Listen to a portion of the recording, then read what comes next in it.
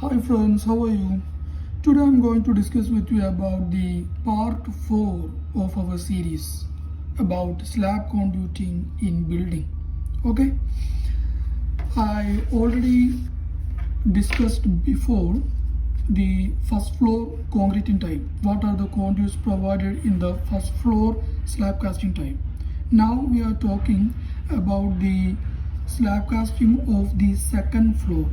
So for the casting of the second floor, which conduits we need to provide? For that, we need to take the drawings of the first floor. Okay, it is the second floor, and under the second floor, it is the residential area.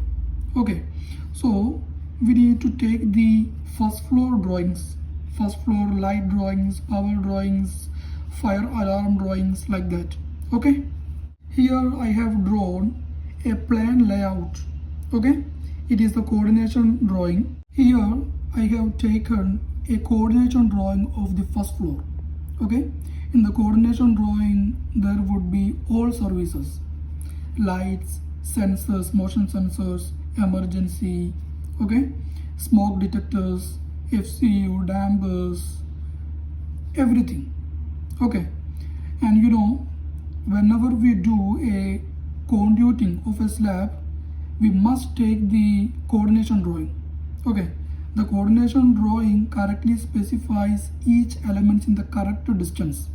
Suppose you take only the light drawing or the sensor drawing, and if you provide the points accordingly, then there may happen some mistakes. To avoid that, you always need to take only the coordination drawing. It is a studio type flat. In the flat, there are lights, smoke detectors. It is a chandelier light.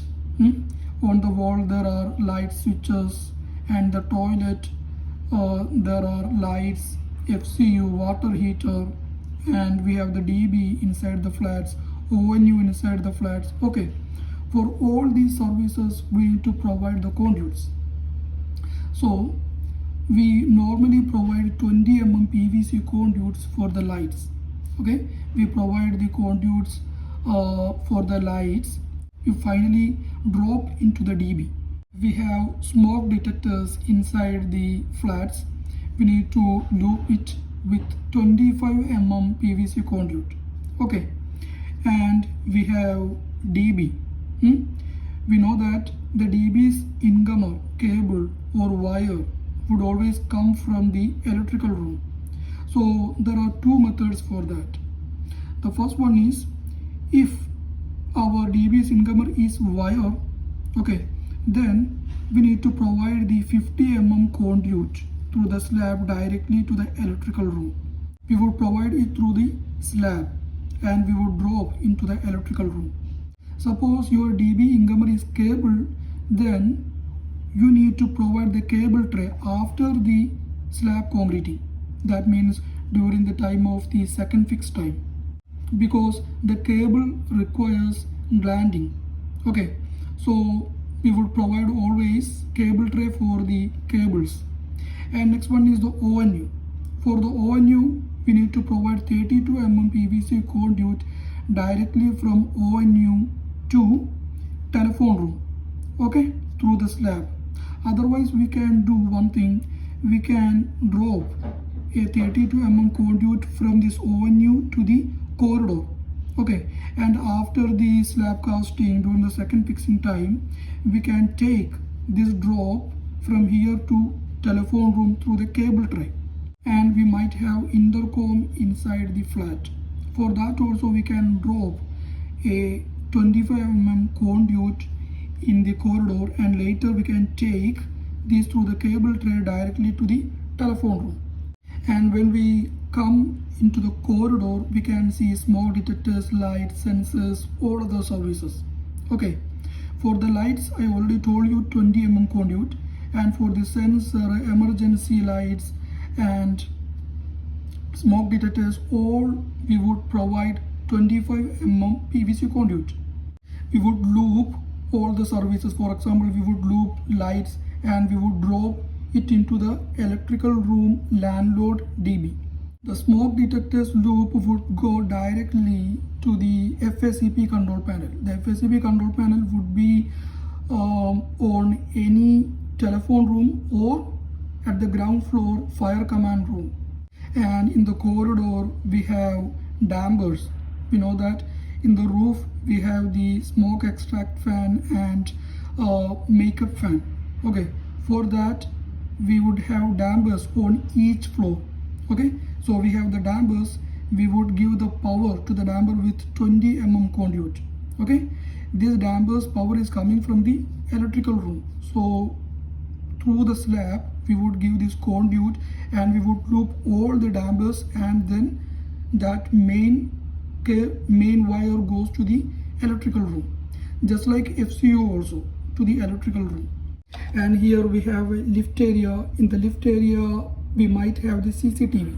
Okay, this CCTV Cat6 cable or the Cat6A cable would go directly to the telephone room, to the CCTV rack. And in the lift area we would normally have the telephone point, fire telephone point, that is FTP. Okay, so during the casting time of the lift we would provide the points of the fire telephone point. You know, suppose it is the first floor, second floor, third floor, then the lift would come like this.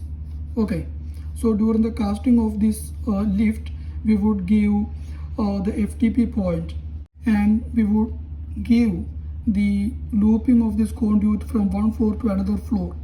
Okay, you know, this FTP point would be connected from the below floor to the top level. Okay, it would go like this. Okay, because in one floor the fire telephone point would only located in this lift area. Okay, no any other areas. Okay, so we would provide the conduits like this during the casting time. And one important thing is, for the lights, sensors, emergency lights, for all these we would provide the junction boxes, circular junction boxes. And for the DB, ONU, intercom, and for the switches and water heater, FCU, for all these things we would normally provide thermocol. Okay, thermocol on the shutters. And if you want to drop anything in the corridor, for example, I already told you we would drop this ONU and intercom on corridor. At that time we would provide a junction box on the corridor above the shutter, and we would drop the conduit over here. Okay, if we provide the conduits drop on the thermocol, then after the de-shuttering time we can see the conduits below the slab. Then it will be easy for our taking that dropping for the cable laying. Here I have given a small idea about the conduiting in a slab.